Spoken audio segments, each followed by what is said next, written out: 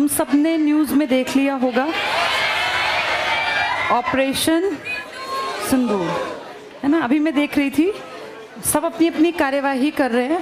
पाकिस्तान भी अपने पार्ट पे बयान दे रहा है कि इंडिया ने मेरे सिविलियंस को मार दिया। मेरे 2 लोगों का नाम मैं जो सुन रही थी लास्ट खबर, अब जब वापस जाऊंगी तो तब तक कुछ और बढ़ जाएंगे आंकड़े।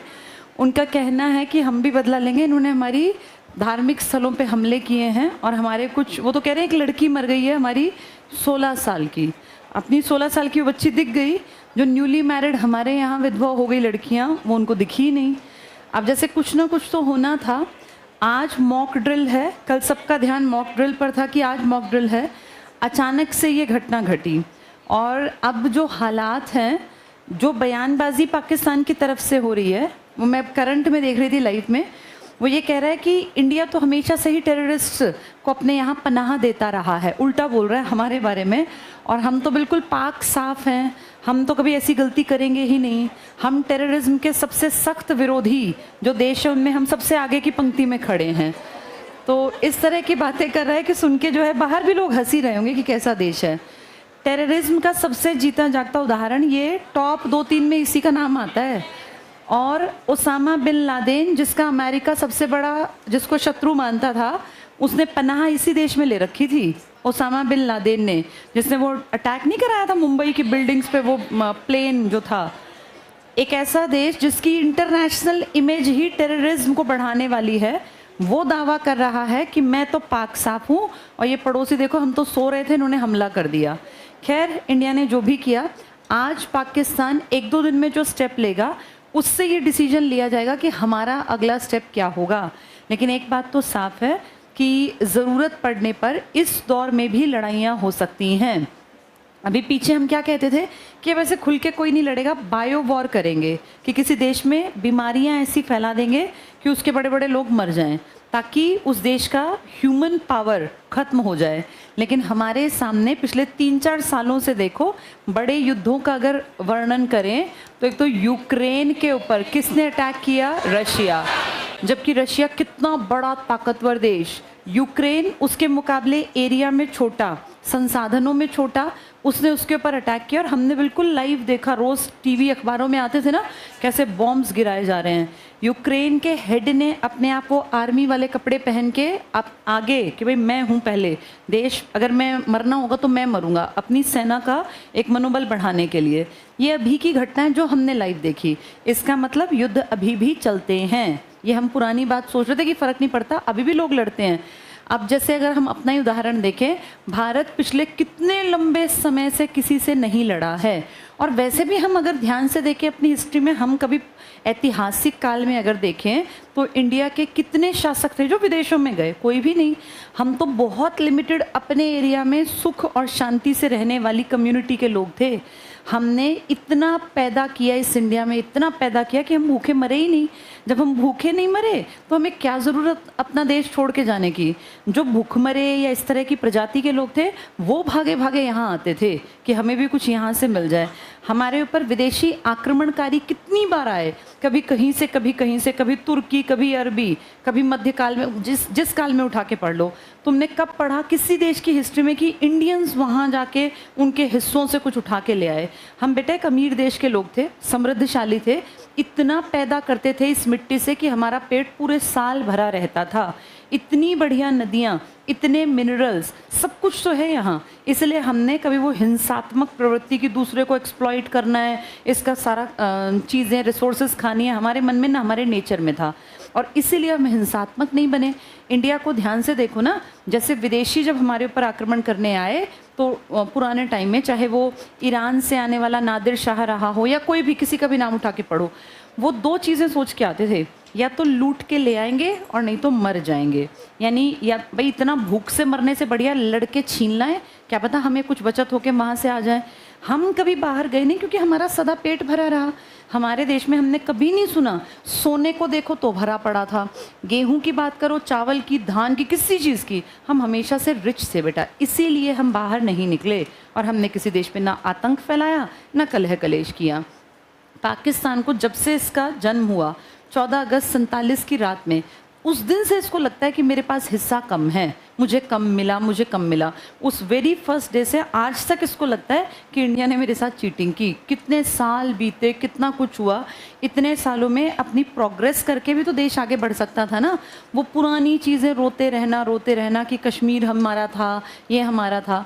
बेटा इतने सालों में अगर अपने आप को हम देखें, 1947 में जहाँ हम कच्ची सड़कें थी हमारे देश में लगभग एरियाज़ में, ऐसी आज जैसे तुम्हारी जैसी सड़कें नहीं थी, तब था ही क्या? कम्युनिकेशन के नाम पे फ़ोन नहीं थे, कुछ भी नहीं थे साधन। कितने कम लोगों को पढ़ना आता था, अनपढ़ ज़्यादा थे, पढ़े लिखे कम।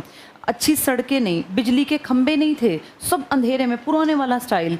अब सोचो उस 47 से अगर मैं आज बात करूं 2025 की, तो इंडिया की वर्ल्ड की सबसे बड़ी आबादी हैं हम। इतनी बड़ी आबादी में से मैक्सिमम को आज, भाई मैं ये नहीं कहती कि बहुत अमीर हैं हम, लेकिन फिर भी हम देखें पीने के पानी की सहूलियत काफ़ी हद तक है। हम उतने प्यासे नहीं मरते जैसे 1950-47 में हमारे साथ परेशानी थी। आज हम दुनिया में सबसे बड़े प्रोड्यूसर्स में टॉप में आते हैं, चाहे गेहूं की बात करें, चावल की बात करें, या किसी भी चीज़ को उठा के पढ़ लो। दूध के प्रोडक्शन में हम फर्स्ट हैं, जानवरों की संख्या सबसे ज़्यादा हमारे यहाँ है, हमारे यहाँ पर चाय का प्रोडक्शन सबसे ज़्यादा, बहुत सारी चीज़ों में हम टॉप 2-3 के अंदर अंदर आ जाते हैं। उस हिसाब से अगर पाकिस्तान को कंपेयर करें, पाकिस्तान में खाने की भी किल्लत है, पाकिस्तान की इकोनॉमी बिल्कुल ध्वस्त है इस टाइम पर, और इतना ख़राब हाल है। सिर्फ अभी की बात नहीं करी, पिछले कई सालों से उठा के पढ़ लो। पाकिस्तान को अपना सारा दिमाग अपनी ग्रोथ पर लगाना चाहिए, लेकिन वो लगाते किस पे हैं कि इंडिया को कैसे नुकसान पहुंचाएं। जो बेटा मन में नेगेटिविटी लेके आगे बढ़ने की कोशिश करता है ना, वो कभी आगे नहीं बढ़ता। इंडिया का कभी दिमाग नहीं गया कि हम पाकिस्तान को कैसे पीछे रखें। इंडिया हमेशा कोशिश में है कि मैं आगे कैसे बढ़ूं, चाहे कांग्रेस का टाइम था, चाहे बीजेपी का टाइम है। हर सरकार ने अपने टाइम में रेल बढ़ाई हैं, हर सरकार ने सड़कें बढ़ाई हैं, हर सरकार ने बिजली पे काम किया, हर सरकार ने जितना हो सका देश की प्रोग्रेस के लिए, प्रगति के लिए काम किया। वो अलग बात है कि भाई कांग्रेस ने क्या किया, बीजेपी ने, हम उसकी बात ही नहीं करें, वो तो हमारा इंटरनल मैटर है, हम किसी की कुछ भी बात करें। लेकिन अगर हम एज अ कंट्री अपने आप को देखें, तो हम 1947 से 2025 में ये प्राउड से कह सकते हैं हमने बहुत ज़्यादा ग्रोथ की है। और इन चीज़ों को बेटा उस ज़माने से जोड़ोगे तो तुम देखो आज कोई ऐसा गाँव नहीं है जहाँ बिजली ना हो, कोई ऐसा घर नहीं है जिसके घर में बिजली ना पहुंचती हो। तो हमने बिजली पे कितना काम किया होगा। लगभग गाँव में स्कूल्स हैं, आसपास कुछ किलोमीटर के अंदर स्कूल 100% बना दिए हमने। रोड्स पे, बिजली पे, ट्रांसपोर्टेशन पे, टेलीकम्युनिकेशन पे कितना काम कर लिया। तो हमने अगर पैसा कमाया है तो उस पैसे को हमने सही दिशा में लगाया भी है। वहीं पाकिस्तान की बात करूं, पाकिस्तान कहता है मैं भी डेमोक्रेटिक कंट्री हूं। 1947 से आज हम 225 में आंकड़े बोलते हैं बेटा। मैं तो कुछ भी कह दूं, तुम भी कुछ भी कह दो, ये बात तो पता नहीं कहाँ कहाँ तक जाती है ना। आंकड़ों से ऊपर थोड़ी ना कुछ है। कोई 5 साल ऐसे नहीं मिलेंगे जब उनकी एक सरकार चली हो लगातार। क्या ये अपने आप को डेमोक्रेटिक कंट्री कह देगा? हम प्राउड से कहते हैं हम डेमोक्रेटिक है। कैसे? हम एग्जाम्पल दे देंगे। हमने 17 साल एक पीएम देखा अपना, लोगों की पसंद थी तभी बैठा रहा ना। 16 साल एक देखी, 15 के लिए अब वाले चुन रखे हैं, और 10 साल एक। जब हम दोनों देश एक साथ चले थे एक रास्ते पर डेमोक्रेसी की तरफ, तो वो तो कहीं भीड़ में दिखे भी नहीं। वो तो 5 साल तक एक सरकार नहीं चला पाए। सरकार उनकी भी बनती है, इलेक्शन होते हैं हमारी तरह, लेकिन उस इलेक्शन पे कुछ ही साल के अंदर आर्मी कब्जा कर लेती है देश पे, और आर्मी कहती है आपसे देश नहीं चलेगा, हमें चलाना पड़ेगा। क्यों? हमारे यहाँ तो कभी ऐसा नहीं हुआ, जबकि उनसे कई गुना ज़्यादा आबादी लेके बैठे हैं, वर्ल्ड की सबसे बड़ी आबादी। इसका कारण आर्मी जब ये देखती है पाकिस्तान की कि हमारी डेमोक्रेटिक तरीके से चुनी हुई सरकार उतनी ताकतवर नहीं है। क्यों ताकतवर नहीं है? क्योंकि इसके घर के अंदर भी तो आधे घटिया लोग भरे पड़े हैं, जिसको हम लोग टेररिस्ट कहते हैं। उन सब का घर भी तो बेटा यही है। कल रात जो हमने 1:51 पे जहाँ ये मिसाइल्स और इन सब का इस्तेमाल किया 9 ठिकानों पर, तो वहाँ नॉर्मल तुम्हारे मेरे जैसे लोग थोड़ी ना थे। वो सारे 100% वो ठिकाने थे जहाँ या तो ट्रेनिंग कैंप्स थे, या फिर इनके आगे लड़ाई में काम आने वाले हथियार रखे थे, या फिर इनकी फंडिंग, बाहर से पैसा आता है ना लोगों के पास, इनके पास थोड़ी ना इतना पैसा है, फंडिंग से जुड़ा हुआ सामान था। या फिर जो ट्रेनिंग देते थे कि इंडिया में घुसना कैसे है। लश्कर-ए-तैयबा तुमने सुना होगा, हिजबुल मुजाहिदीन सुना होगा, ग्रुप्स के नाम है ना ये। इन सब के ठिकाने थे बेटा ये। और ये कह रहे हैं कि हमारी मस्जिद पर बम गिरा दिया और हमारे फलां पर बम, तो तुम ट्रेनिंग जहाँ दोगे वहीं तो गिराएंगे। अब तुम ट्रेनिंग कहीं मैदान में दे लो, हम तो वहाँ गिरा देते। अब तुम ट्रेनिंग तो दे रहे हो इनमें, तो वहीं तो बम गिराएंगे ना। ये तो ऑब्वियस सी बात है भाई, जहाँ तुम सिखाओगे वहीं कोई मारेगा तुम्हें। अब इनके में दिक्कत क्या है, इनकी आर्मी कहती है कि मेरी सरकार इनसे डील नहीं कर पा रही, इसलिए मुझे सरकार को नीचे करके मुझे आना पड़ेगा। यही कारण है कि पाकिस्तान की, जब तुम गूगल पे लिखोगे ना कि पाकिस्तान के हेड्स कौन कौन रहे, तो कईयों के नाम के आगे लिखा है general Ayub Khan, general Pervez Musharraf. General का मतलब आर्मी का मुखिया। तो जिस देश में इतना कलेश हो कि वहाँ की डेमोक्रेटिक गवर्नमेंट को आर्मी कैप्चर कर लेती हो और फिर आर्मी को लगता हो कि इंटरनेशनल लेवल पे हमारी बेइज्जती हो रही है, तो वापस से डेमोक्रेटिक सरकार बनवा देते हैं। आज तक इस खेल से ऊपर ये उभर ही नहीं पाए और एक भी सरकार इनकी कितने साल नहीं पकड़ पाई, 5 साल। वैसे ये दावा करते हैं कि हम दुनिया की पहली इस्लामिक कंट्री हैं जिसने महिला को अपने देश का हेड चुना, लेकिन बेटा उस महिला के पिताजी का बैकग्राउंड था ना, जुल्फिकार अली भुट्टो। हमारी इंदिरा गांधी का भी बैकग्राउंड था, लेकिन हमारी राजनीति में थोड़ा खुलापन है। इंदिरा ने गड़बड़ की तो जनता ने हराया था। 1977 के इलेक्शन याद करो, इंदिरा बुरी तरह से हारी थी। हमने जनता को सर्वोपरि रखा। ये रियल डेमोक्रेटिक कंट्री है बेटा हमारी। हम ये नहीं कहते कि ठीक है हमसे और बेहतर भी हो सकते हैं, लेकिन आज के सिनेरियो में इतनी बड़ी आबादी को डेमोक्रेसी के रास्ते पर रखना, ये अपने आप में बहुत बड़ा चैलेंज है और हम इसमें 100% सक्सेसफुल हैं। आज तक हम लोगों ने आज़ादी के बाद 18 बार किसके इलेक्शन करा दिए, और हर लोकसभा को लगभग को तुम कामयाब मानो। कुछ एक में गड़बड़ थी, मैं मानती हूँ, छठी में गड़बड़ थी भाई, 9वीं में थी, 11वीं में, लेकिन अगर आज के सीन की बात करें 15 साल हो जाएंगे मोदी जी को और अगले 3.5 सालों में। और इनसे पहले एक बार ऐसे ही नेहरू बैठे थे, लगातार कितने साल। तो ये असली डेमोक्रेसी के एग्जाम्पल हैं हम लोग। और बात रही इंटरनेशनल लेवल पे हमारे रेपो की, हमारी इमेज की, तो पूरी दुनिया को पता है कि इंडिया में कोई सिंगल एक जगह नहीं है, कोई भी एक जगह जहां कोई ये दावा कर सके कि यहाँ टेररिस्ट को इंडियंस, हम, कि भाई हम या हमारी सरकार फंड्स पहुंचाती हो या फिर हम गड़बड़ करते हो कि हम यहाँ तैयार कर रहे हैं ताकि पाकिस्तान या चाइना को मार सकें। हमारी मंशा कभी भी नेगेटिव थी ही नहीं, हमने हमेशा प्रोग्रेस की बात कही। लेकिन अगर अब हम स्टेप नहीं लेते तो फिर बेटा ये सिर पे चढ़ जाते। जैसे अच्छी बात है इंसान पॉजिटिव चीज़ की तरफ देखे, लेकिन कई बार क्या होता है, अगर कोई कमज़ोर आदमी अपनी से ज़्यादा ताकतवर पे अटैक करे और सोचे कि ये तो कोई रिस्पॉन्स नहीं दे रहा, डर गया, तो फिर वो दोबारा अटैक करेगा, उसको गलतफहमी हो जाएगी ना कि मैं ताकतवर हूँ। तो इसीलिए पाकिस्तान को इस जगह रख के देखो और भारत उससे हर चीज़ में ऊपर है। आर्मी, एयरफोर्स, नेवी, किसी चीज़ की उठा के संख्या गूगल कर लेना, पाकिस्तान कभी भी टिक नहीं पाएगा। अगर लड़ाई बड़े लेवल की हुई तो मतलब ही नहीं है कि पाकिस्तान जीत जाए। और हम इतिहास को एग्जाम्पल में देखें, अगर 1947-48 युद्ध हुआ था, 1965 में युद्ध हुआ, 71 में और 99। पाकिस्तान एक बार बता दे जब वो जीता हो, हर बार पाकिस्तान हारा है। और 2 बार तो पाकिस्तान के हाथ पैर इतने फूले कि उसने समझौते के लिए दुनिया के चक्कर काटे कि मेरा सुलह करवा दो। 65 का तुम्हें याद होगा, ताशकंद समझौता। हमारी आर्मी, एयरफोर्स, नेवी को शास्त्री जी ने कहा था मेरी तरफ से खुली छूट, जहाँ जो चाहिए मैं प्रोवाइड कराऊंगा, तुम अपना 100% फ्री होके काम करो। हमारी 65 के युद्ध में ना फौज लाहौर तक पहुंची थी बेटा। सोचो, लाहौर उनका मेन शहर है लाहौर, जैसे कोई हमारे दिल्ली तक पहुंच जाए तो गलत हो जाएगा ना। इनके इस शहर तक घुस के और ये भाग गए थे, या तो मर गए थे या भाग गए थे। 65 के युद्ध में शास्त्री जी इतने कठोर हो गए थे कि अब लाहौर देंगे नहीं वापस, ये शब्द थे उनके। पर फिर पता नहीं क्या हुआ, जब वो ताशकंद गए तो वहाँ जाके चीज़ें थोड़ी सी दबाव या भगवान जाने क्या हुआ, लेकिन उन्होंने सिग्नेचर कर दिए कि जहाँ हमारी फ़ौज पहले थी, यानी LOC के इस पार, वहाँ तक हम वापस लौट जाएंगे और हम इनका हिस्सा छोड़ देंगे। ये बड़प्पन की बात थी क्योंकि हिस्सा आपके हाथ में आ गया था, आपने तब छोड़ा। किस समझौते के दौर में?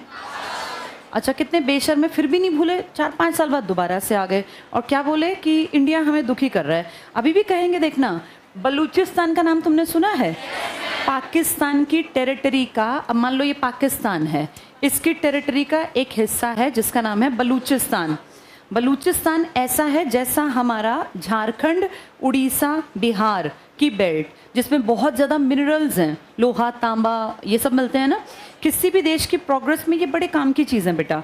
अगर ये ना हो तो इंडस्ट्रीज़ नहीं बनेंगी। ये पंखे, कूलर, तुम्हारे पेन, ये सब चीज़ें देखो मेटल का इस्तेमाल करती हैं। गाड़ी, बस, रिक्शा, कुछ भी, रेल, मेटल के बिना ज़िंदगी चलेगी कैसे? अगर कोई सुबह उठ के चम्मच से खाना खा रहा है कटोरी प्लेट में, तो स्टेनलेस स्टील है वो। अगर कोई शेव कर रहा है तो ब्लेड में स्टेनलेस स्टील है। हर चीज़ घर की ध्यान से देखो, उसमें कहीं ना कहीं मेटल का इस्तेमाल हुआ है। और मेटल आसमान से नहीं उतरता, ना हम बना सकते, वो धरती से निकलेगा। तो जैसे हमारे लिए ये झारखंड, बिहार, उड़ीसा है ना इम्पॉर्टेंट, ऐसे इनके लिए बलूचिस्तान है। बलूचिस्तान का कहना है मैं इनसे बहुत दुखी हूँ और कोई मेरी मदद कर दो, मेरा इनसे पीछा छूट जाए। और हम खुश हैं कि उसका पीछा उनसे छूट जाए, क्योंकि ऐसा ही एक पीछा पहले बांग्लादेश का भी छूटा था। तब पहले याद है 2 हिस्से लेके बैठा था और रास्ता हमारे देश में से जाता था आराम से, लड़ता भी हमसे। और हम कितने लीनियंट थे, बड़े भाई की तरह की, कोई बात नहीं, छोटा है, अपने देश के बीच में से इनको आने जाने की छूट दे रखी थी। 71 के बाद हम स्ट्रिक्ट हुए कि ये तो बहुत बेशरम है, हमारे ही देश के रास्ते का इस्तेमाल करते हैं और हमारे ही सिर पे चढ़ते हैं। अभी तुमने देखा ना वो एक पाकिस्तान की सीआरपीएफ वाले की एक की वाइफ जो थी, वो उसको फिर नौकरी से भी हटाने की बात सस्पेंड कर दिया। हो सकता है केस वेस बने और पता नहीं किस चीज़ में फंस जाए। तो बेटा हम तो इतने लीनियंट हैं कि हम अभी भी विश्वास करते हैं कि लोग ठीक होंगे, और ये इतने बेशर्म है कि इन्होंने छोड़ा ही नहीं कुछ भी। बलूचिस्तान का कहना है कि मैं भी अटैक करूंगा, तुम भी अटैक करो इंडिया वालों, मैं भी अटैक करूंगा, बीच में पिस जाएगा ना तब इसकी अकल ठिकाने आएगी। ऐसी सेम बात अफगानिस्तान के तालिबान से भी हमारी बात हो गई। तालिबान ने कहा मैं भी राजी हूँ, जबकि तालिबानियों का खुद की इमेज भी थोड़ी अच्छी नहीं है, पर तालिबान भी इंडिया का साथ देने को तैयार है। कहने का मतलब है इंडिया की पोजीशन स्ट्रांग है तब तक जब तक चीन पाकिस्तान के साथ ना खड़ा हो जाए। हमारी शत्रुता दोनों से है, चीन भी हमारे साथ। 62 का युद्ध हमें याद है ना, 62 में हम नुकसान खा गए थे बेटा। तो एक बड़ा क्वेश्चन ये है जिसका डिसीजन 1-2 दिन में हो जाएगा। जैसे अमेरिका की बात करें, अमेरिका का डोनाल्ड ट्रंप का बयान एक सुबह का एक अभी का मैंने देखा, इस क्लास से जस्ट पहले मैं देख रही थी। डोनाल्ड ट्रंप ने सुबह कहा था कि इंडिया और पाकिस्तान की आदत है, अब से नहीं, ये बहुत सालों से लड़ रहे हैं, इनको कई डिकेड्स चले गए, मतलब इनको कई दशक हो गए लड़ते लड़ते। उसने बस ये बात बोली। लेकिन अब फिर मैंने देखा, अब तो इंटरनेशनल बड़ा मुद्दा बन गया ना, यूएनएससी की बैठक कह रहे हैं, सिक्योरिटी काउंसिल की। तो अब अमेरिका का मैं सुन रही थी, तो उसने ये कहा कि भाई अगर किसी के नागरिकों को मारा जाएगा तो वो बदला लेगा। अगर बात इस तरह से कही जा रही है तो ये ऑब्वियस सी बात है, ये हमारे पक्ष में होने के चांसेस हैं, क्योंकि नागरिक हमारे मारे गए हैं। तो पाकिस्तान क्या चालाकी चल रहा है, वो कह रहा है जिन्होंने यहाँ बम गिराए ना, उन्होंने यहाँ मेरे नागरिक भी थे। भाई वो तो सारे वो सेंटर्स से तेरे चोरों वाले, इसका तो नागरिक भी है तो उसी कैटेगरी के होंगे, या फिर कुछ गड़बड़ है। अमेरिका अभी क्लियर नहीं है, उसने ये बात कही है कि जिसके नागरिक मरेंगे वो बदला लेगा, वो तो मारेगा। अब एक बड़ा ताकतवर देश है चाइना। एक क्वेश्चन है कि चाइना की बात किस तरफ होगी, क्योंकि बेटा ये बहुत बड़ी ताकत है, मैन्युफैक्चरिंग पे इससे ऊपर कोई नहीं है, ना टेक्नोलॉजी में कोई उसकी बराबरी पर। चाइना पाकिस्तान का पक्षधर है स्टार्टिंग से, क्योंकि इंडिया और चाइना का डिस्प्यूट था 62 में, वो दलाई लामा था ना, धर्म युद्ध तिब्बत वाला। हमारी 62 के बाद कभी लड़ाई नहीं हुई, सिर्फ 1 महीने 1 दिन की लड़ाई थी, लेकिन वो खटास आज तक हमारे मन में है, क्योंकि अक्साई चिन पे आज भी किसका कब्जा है, चाइना का। हमने एलएसी बना ली, और रियलिटी ये है बेटा, जैसे हम पाकिस्तान से ताकतवर है ना, ऐसे हम चाइना से कमज़ोर हैं, क्योंकि सब तो बराबर नहीं, कोई ना कोई तो आपसे ऊपर, कहते ना भाई शेर को सवा शेर मिलता है, तो हमें भी मानना पड़ेगा चाइना ताकतवर है। अब एक क्वेश्चन ये है कि चाइना क्या स्टैंड लेगा। अगर चाइना पाकिस्तान का साथ देने की बात करता है तो फिर हम नुकसान में जाएंगे, क्योंकि बेटा चाइना बहुत पावरफुल है हर तरीके से। पर जो मुझे लगता है और जो मार्केट में जो बातें चल रही हैं कि चाइना चालाक बहुत है, और चाइना का एक बड़ा बिजनेस इंडिया से है, इंडिया भर भर के पैसा देता है सामान के बदले। अगर इंडिया चाइना के सामान नहीं लेगा तो इसका कहीं ना कहीं असर किसकी इकोनॉमी पे जाएगा। और चाइना शायद इतना पागल भी ना हो कि एक ऐसे छोटे मोटे देश के लिए बिना बात पंगेबाजी में पैर डाले। अगले का बढ़िया व्यापार चल रहा है। ज़बान से बोलना और काम करना ये 2 अलग अलग बातें हैं। ज़बान से तो कोई कह दो भाई ठीक है तू कोई स्टेप ले मैं तेरे साथ हूँ, लेकिन अगर चाइना समझदारी से काम करेगा तो मुझे लगता है वो पाकिस्तान के साथ लड़ने बिल्कुल नहीं आएगा, क्योंकि चाइना अपने पैसे से आगे बढ़ने की पॉलिसी बना के बैठा है पिछले कितने साल से। दुनिया लड़े मरे, चाइना देख लो लगातार आगे बढ़ रहा है, और जो आगे बढ़ता है ना वो हमेशा दिमाग को एक जगह पे फोकस्ड रखता है, वो इधर फैलता नहीं है। अब आगे डिपेंड करता है ये मुद्दा, अब यूनाइटेड नेशंस की सिक्योरिटी काउंसिल में, अभी मैं देख रही थी उसमें लाइव चलेगा, अब वहाँ मीटिंग और बातचीत होगी। सिक्योरिटी काउंसिल क्या है? 24 घंटे के अंदर इसकी अर्जेंट मीटिंग बुलाई जा सकती है। न्यूयॉर्क में इसका हेडक्वार्टर है, और इसमें 5 तो वो ताकतवर देश बैठेंगे, ABCRF, और 10 इसमें बैठेंगे जो 2-2 साल वाले हैं। यहाँ बैठ के डिस्कशंस होंगे, और यहाँ बेटा ये नहीं होता कि मन कर रहा है इसलिए इसका साथ दो, यहाँ लॉजिकली चीज़ को देखा जाएगा कि क्या ठीक है क्या गलत है। ये पूरे वर्ल्ड को पता है कि हमारे टूरिस्ट पर हमला हुआ था, जिसमें वो लोग मारे गए जो निहत्थे थे और जो आम पब्लिक थी। ऐसा बिल्कुल नहीं है कि हम लड़ते नहीं, लड़े। पुलवामा का अटैक हम भूले थोड़ी ना है। 43 CRPF के जवानों के शरीर भी नहीं मिले थे, वो बिल्कुल रोड पे चिपक गया था शरीर बिल्कुल, क्योंकि बॉम्ब इतना भयानक था वो RDX का हमला कि उनकी डेड बॉडी थी ही नहीं कहीं भी, बिल्कुल मांस पिघल के बह गया था, सड़क पे चिपक गई थी डेड बॉडीज़, मतलब वो दिख ही नहीं रहा था कि इंसान है। हम वो याद रखेंगे, लेकिन उसका बदला हमने उनके सिविलियंस से नहीं लिया। उन्होंने हमारी फ़ौज के ऊपर हमला किया, हमने भी फ़ौज के ऊपर ही स्ट्राइक की थी। अगर तुम्हें याद हो, एयर स्ट्राइक हुई थी।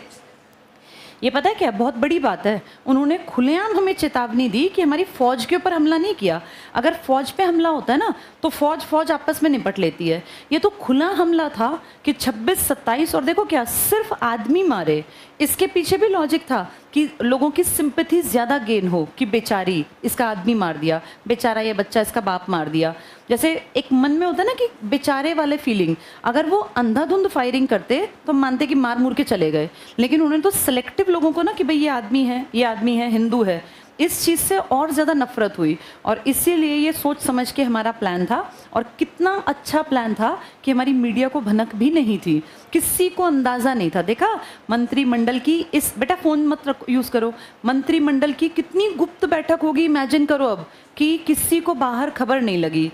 अगर ये बैठक COM की होती, काउंसिल ऑफ मिनिस्टर्स, सब लोग होते, तो तुम्हें लगता है ये चुपचाप रहती बात, ये बाहर फैल गई होती, दुनिया को पता होता। ये बात इतनी गुप्त रखी गई कि इसका पता सिर्फ या तो फौज को था, या PM को होगा, एक गृह मंत्री को होगा, एक रक्षा मंत्री को, और एक विदेश मंत्री। सिर्फ 4-5 लोगों को ये बात पता थी, इसलिए लीक नहीं हुई। हमारे लिए भी अचंभे की बात थी, सुबह उठ के देखा तो एकदम से सारा जो है ऑपरेशन सिंदूर, क्योंकि रात में जब सोए थे तो हर एक टीवी चैनल पर था कि मॉक ड्रिल होगी 244 ज़िलों में, और ऐसे ऐसे सायरन बजेगा और इतने बजे बिजली कट जाएगी, इस तरह की बातें थी ना। हम तो मेंटली प्रिपेयर कर रहे थे कि भाई कल ऐसा होगा। अब हरियाणा में तो नहीं था, लेकिन जो 244 ज़िले थे उनमें तो होना ही था, दिल्ली पास था और अलग अलग ज़िले। तो कल जैसे सब लोग यही समझा, मैं अपने बेटे को भी बताई थी कि बेटा ऐसा ऐसा होता है। फिर वो भाग के अपनी टॉर्च उठा लाया कि ये, क्योंकि उसमें था कि टॉर्च रखें और चार्ज रखें, तो सुबह अपना वो लैपटॉप वो चार्ज पे लगा के चला गया। सबके दिमाग में था कि आज ये सब करना है, पर जब सुबह देखा तो इस सब का लग रहा है ज़रूरत उतनी नहीं है, पर करना है बेटा, क्योंकि पता नहीं होता बात कब बिगड़ेगी। आज की जो खबर थी उससे ये सेटिस्फेक्शन मिला कि कम से कम मोदी जी सोए हुए नहीं थे, नहीं तो अब हमारे मन में था कि कोई स्टेप तो लिया ही नहीं। और ये कहावत है ना कि सांप के बच्चे को पहले ही कुचल देना चाहिए, अगर वो पूरा बड़ा हो गया तो फिर उसको मारना बड़ा मुश्किल होगा। ये इनका स्टेप बहुत बेकार स्टेप था, क्योंकि इसमें आम आदमी शामिल था, और जहाँ आम आदमी शामिल है, ये संविधान क्या कहता है, किसकी इज्जत करता है ये, हम भारत के लोग।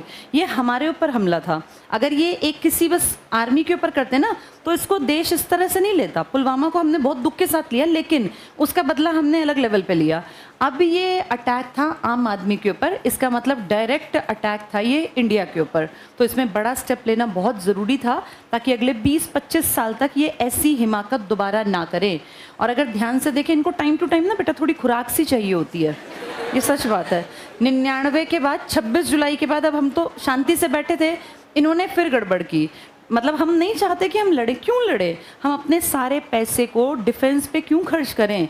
अब देखो एक बराबरी क्या दिख रही है, अगर न्यूक्लियर वेपन्स की बात करूं तो उससे लड़ाई होगी नहीं, न्यूक्लियर इतना आसान नहीं है। पर न्यूक्लियर क्यों बनाए थे हमने, क्यों शास्त्री जी उस टाइम भाभा को कहते थे कि मैं दूंगा सारी तुम्हें फ्रीडम और तुम बना लो बम? हम तब से अब तक लड़े नहीं, हमने नहीं इस्तेमाल किया। लेकिन बेटा इस बात को समझो, आज पाकिस्तान का दावा है, गूगल करके देखना, मेरे पास 170 न्यूक्लियर वेपन्स हैं, न्यूक्लियर बॉम्ब्स के रूप में और वेपन्स के रूप में। हम कहते हैं हमारे पास 180 हैं। अब सोचें इसको इस तरह से कि हम सोचते कि यार क्यों बनाने ऐसे हथियार, ये मानवता को नष्ट कर देंगे, शांतिपूर्वक हमें रहना चाहिए, और हम ना बनाते तो तुम सोच सकते हो आज ये हमारे सिर पे नहीं चढ़ जाता अगर हम जीरो पे होते। अब समझ में आया क्यों बराबरी करनी पड़ती है?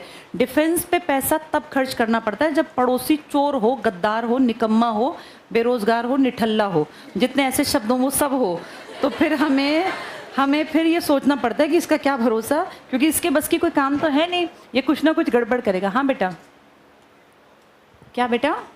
मॉक ड्रिल, बैठो। मॉक, जैसे मैं मॉक टेस्ट देते हो तुम लोग, क्या होता है मॉक टेस्ट? कि ऐसा टेस्ट आएगा, प्रैक्टिस करते रहो। मॉक ड्रिल होती है बेसिकली कि शायद युद्ध होगा तो पहले से हम तैयार रहे। अगर युद्ध हुआ बेटा तो क्या किया जाता है? अमूमन देश के नागरिकों को अगर खत्म करना हो तो एयर का इस्तेमाल करते हैं, क्योंकि आर्मी को तो घुसने से ऐसे नहीं पॉसिबल होता। एयर में क्या होगा, ऊपर शहर में ले जाके, सब कुछ आजकल गूगल पे है, तो मेन शहर पे ड्रॉप कर देंगे एक बम, मान लो कहीं भी किसी शहर पर, तो उस टाइम पे फिर लोगों को कुछ तो करना पड़ेगा ना।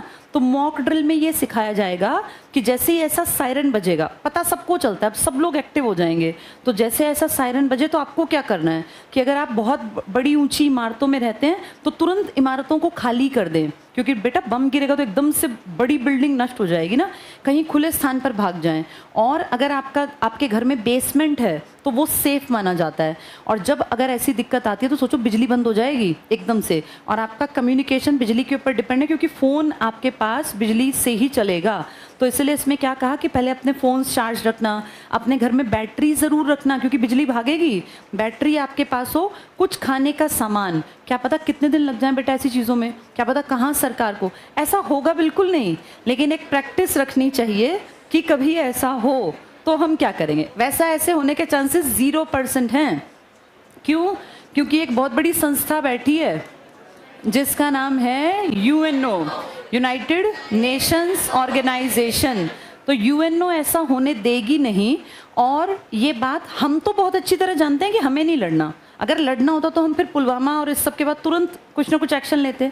हम तो बहुत ज़्यादा पेशेंस रखने वाले देशों में से हैं, और हम तो जब सिर पे से पानी गुजर जाता है ना तब रिएक्शन देते हैं, नहीं तो हमने कभी पहल नहीं की। पर बेटा फिर भी UNO की अगर बात करें, इसमें हमारी इमेज बहुत अच्छी है। जिस दिन UNO बना था ना उस दिन हम आज़ाद नहीं थे, लेकिन हमने वेरी फर्स्ट डे कह दिया था कि हम इसके साथ हैं। ये बना था 24 अक्टूबर 1945, तब तो आपके देश में अंग्रेजों का राज था, और आप अपनी मर्जी से 30 अक्टूबर 45 को इसके मेंबर बन गए थे, और आज तक हैं। हमने कभी भी कोई ऐसी हरकत नहीं की। इसने कहा मुझे अपनी फ़ौज बनानी है, मैं कोई देश तो हूँ नहीं, मुझे फ़ौज बनानी है, मेरे पास अपनी सेना चाहिए। हमने तुरंत से अपने फ़ौजी भेज दिए कि लो जी ये हमारी तरफ से। इसको सेना किस चीज़ में चाहिए? कभी कभी जब युद्ध होते हैं ना तो पीस कीपिंग फोर्सेस रखनी पड़ती हैं बेटा, जो शांति को बहाल करवाएंगी ताकि ना लड़ें। तो ऐसे PKF, पीस कीपिंग फोर्स, अब ये कोई देश तो है नहीं, इसके कोई नागरिक नहीं है, इसने कहा मुझे पीस कीपिंग फोर्स बनानी है, भेजो सैनिक। हमने तुरंत आगे बढ़ के जितने सैनिक इसने कहे उतने भेज दिए। यानी मरने के लिए भी हम तैयार हैं, दुनिया में शांति रहे।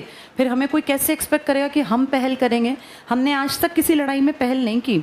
हाँ, एक वो दलाई लामा वाली ज़रूर थी हमारी, उसको गलती कहो या अतिथि देवो भव कहो, वो गलती तो हमने लास्ट ईयर भी की, जब बांग्लादेश से शेख हसीना भाग आई कि मेरी जान को खतरा है, तो हमने तो रख रखी है, यहीं दिल्ली में बैठी हैं वो अभी भी। अब देखो हमारा बड़प्पन, दिल्ली में शेख हसीना बैठी हैं, पाकिस्तान ही तो था पहले वो, बांग्लादेश भी, लेकिन हमें कोई दिक्कत नहीं है, ना ही कभी किसी ने अपोज किया। हम ये मानते हैं जिस पे मुसीबत आई हो उसकी मदद करो, हम उस सोच के लोग हैं। UNO की बात सब क्यों मानते हैं? क्योंकि ये चाहे ना बेटा, इसने जिस देश को बैन कर दिया ना उसका जीना मुश्किल होगा। आज का टाइम है ना क्लोज्ड इकोनॉमी का नहीं है, आज हर देश को जीना पड़ता है, उसको अपने सामान ऐसे दुनियादारी में भेजने और लाने पड़ते हैं। कोई भी देश तुम देखो जो ठीक ठाक चल रहा है बड़े लेवल का, वो सामान बाहर भेजता भी होगा और सामान मंगवाता भी होगा। एक टर्म मैंने तुम्हें बताया है LPG, इस G का मतलब क्या है? हाँ, इसका मतलब है ग्लोबलाइजेशन। इसी को कहते हैं बेटा भूमंडलीकरण, इसी को बोलते हैं वैश्वीकरण। पूरी दुनिया को एक सिरे के साथ जोड़ देना।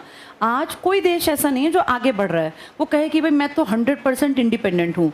अपना सामान कोई ना कोई किसी ना किसी देश को बेचता है, किसी को कच्चा माल, किसी को तैयार माल। कहीं कोई आम की पेटियां जा रही हैं, कहीं कहीं से काजू आ रहा है, कहीं पे जूतों को भेजा जा रहा है, कहीं कपड़ों को भेजा जा रहा है, कहीं लिखने के पेन, कहीं घी, कहीं तेल। ये सब रोज़मर्रा में पूरी दुनिया में घूम रहा है। तो ऐसा करने से पूरी दुनिया की इकोनॉमी चल रही है, सब कुछ ठीक ठाक है, सही रेट में चीज़ें मिल पाती हैं। अगर पाकिस्तान भारत के साथ बढ़िया वाली लड़ाई करना चाहेगा, यूएनओ का कुछ नहीं जाना, सिक्योरिटी काउंसिल यूएनओ का पार्ट है बेटा, 6 पार्ट हैं जिसमें एक का नाम है सिक्योरिटी काउंसिल। इसके 5 मेंबर हैं ABCRF। ये पांचों वीटो का पावर इस्तेमाल कर सकते हैं किसी भी मुद्दे पर। अगर पाकिस्तान कहता है कि मैं तो इंडिया पे अटैक करूंगा, इसने मेरे लोगों को मारा, जबकि हमने उनके लोगों को नहीं मारा, हमने आतंकवादियों को मारा। अब उसमें कोई उनकी लड़की भी शामिल थी तो इसमें हमारी क्या गलती? भाई तुम तैयार करोगे तो मारने तो पड़ेंगे ना। लेकिन अगर फिर भी वो दावा करता है कि नहीं मेरे सिविलियंस मर गए और मैं तो इनके ऊपर अटैक करूंगा, तो उस कंडीशन में ये पांचों सिक्योरिटी काउंसिल में बैठकर डिसीजन ले सकते हैं कि पाकिस्तान को बैन करना है या क्या करना है पाकिस्तान के साथ। और बेटा जिस देश की इमेज गिरी हुई होती है ना, उसको तो बहुत जल्दी लपेटे में ले लेते हैं। पाकिस्तान की इमेज बहुत गिरी हुई है। क्यों? क्योंकि आज तक इनकी एक सरकार नहीं चली 5 साल। दूसरा, ओसामा बिन लादेन जिसने कितने लोगों का नुकसान किया, कितना बड़ा टेररिस्ट था वो सारे क्राइम करके और शरण कहाँ लेके बैठा था? पाकिस्तान। तो आज मैं सुबह देख रही थी, एक जिसके ऊपर हमला होता है ना उससे बातचीत की जाती है। अभी इंटरनेशनल लेवल पे क्या है कि हमला हो गया, किसके ऊपर? पाकिस्तान। तो पाकिस्तान के एक चीफ थे, वो बातचीत कर रहे थे, एक विदेशी कोई महिला थी, कोई बाहर का चैनल था। तो उन्होंने उनसे पूछा तो वो बड़ा सफाई दे रहे थे कि अरे हम तो बड़े पाक साफ हैं, हमने तो कभी टेररिज्म को सोचा भी नहीं कि हम अपने यहाँ पनपने दें। तो उस महिला ने कहा अच्छा अच्छा, आपके यहाँ उसामा बिन लादेन आप ही के यहाँ पकड़े गए थे ना? तो फिर कुछ नहीं बोली वो, फिर चुप रहा वो। मतलब उस औरत ने नीचे सब ये था कि कितनी अच्छी तरह से रोस्ट किया इस आदमी को कि इसके पास कोई जवाब नहीं है। और कह रहा है इंडिया तो बहुत टेररिस्ट को बढ़ावा देता है, इंडिया का बायकॉट होना चाहिए। तो पूरे वर्ल्ड में पाकिस्तान की इमेज बहुत ही ख़राब है। उस मामले में हम थोड़े से पॉजिटिव सेंस में देखे जाते हैं कि इंडिया एक सेक्युलर कंट्री है, यहाँ मुसलमान भी हैं, हिंदू भी हैं, सिख भी हैं, जैन भी हैं, बौद्ध भी हैं, पारसी भी हैं। विदेशी को दिक्कत हो तो हम रख लेते हैं। भाई इससे बड़े एग्जाम्पल क्या दूं? दोनों विदेशी आज भी बैठे हैं। दलाई लामा आपके देश में बैठा है, जबकि चीन से हमारा डिस्प्यूट हो गया उसके बावजूद। ऐसे ही ये पड़ोसी देश की क्या नाम है इनका, शेख हसीना, ये हमारी दिल्ली बैठी हैं, वो धर्मशाला में। तो बेटा हम तो बहुत शांति प्रिय देश हैं, हम कलेश करने वाले देशों में से नहीं हैं। लेकिन अब आगे क्या होगा? कोई अगर हमारे ऊपर अटैक करेगा तो हम इतने बेवकूफ़ भी नहीं हैं कि हम हाथ जोड़ के खड़े रहें। और मैं पर्सनली भी ये मानती हूँ अगर पाकिस्तान कोई बड़ा स्टेप लेता है तो इंडिया को उसके ऊपर डबल स्टेप लेना चाहिए। और उसमें हम अपनी फ़ौज के, अपनी सरकार के बिल्कुल हिमायती हैं और हम उसको गलत बिल्कुल नहीं कहेंगे, क्योंकि अगर हम जवाब नहीं देंगे तो उसकी हिम्मत बढ़ जाएगी। अब उसने 26-27 मारे हैं, कल वो 1000 मार देगा, ये सोच के कि इंडिया तो शांति प्रिय है, हम बैठे रहेंगे। ऐसी शांति का क्या फ़ायदा जिसमें हमारे ही घरों के चिराग बुझते हों? और जब मरना ही है तो फौज आगे जाके उनको मार के मरे ना। फौज तो खुश है इस बात में, फौज तो कभी नहीं कहती कि तुम सिविलियंस आओ। हमें तो सिर्फ ये कि भाई तुम तैयार रहना, कुछ गड़बड़ हो तो अपने आप को संभाल लेना। हमारी फौज ने थोड़ी ना कहा है कि हम पीछे हटेंगे और तुम लड़ो। तो अगर कभी कुछ भी गड़बड़ होती है तो हम सब इंडियंस को अपनी फौजों के साथ, तीनों आर्मी, एयरफोर्स, नेवी, प्लस हमारे प्रेसिडेंट ने जो कहा वो हमारे लिए पत्थर की लकीर हो इस टाइम पर। क्योंकि बेटा पार्टीबाजी का टाइम नहीं है कि हम कुछ भी वीडियो चलाएं कि इनका गलत डिसीजन। इस टाइम पे इंडिया के ऊपर प्रॉब्लम है। ऐसे टाइम में चाहे आप किसी धर्म के हैं, जितने मुस्लिम भी यहाँ रहते हैं, उनके दिल में भी उनके प्रति, पाकिस्तान के प्रति कोई वो नहीं होना चाहिए कि भाई बेचारे। बेटा कम्युनिटी के ऊपर, ये देश के ऊपर अटैक था। उन्होंने बस ये था कि हिंदू मुसलमान वहाँ किया ताकि हमारे देश में कलेश हो। लेकिन रियलिटी को समझो, भारत में रहने वाले मुसलमानों को भी वो बिल्कुल प्यार नहीं करते। अगर करते तो क्यों चुन चुन के मारते? क्या उन्होंने ये एक्सपेक्ट नहीं किया था कि ये हिंदू मुसलमानों को मारेंगे? ये तो हम बड़ा बड़ा शुक्रिया करें जो यहाँ के हिंदू मुसलमान नहीं लड़े उतने भयानक लेवल पे। पे, नहीं तो बेटा देश में गृह युद्ध हो जाता है। इस देश की एक बड़ी आबादी, ये मान के चलो अगर हिंदू 82% है तो मुसलमानों की आबादी भी इतनी है कि कलेश बड़े लेवल का मच सकता था।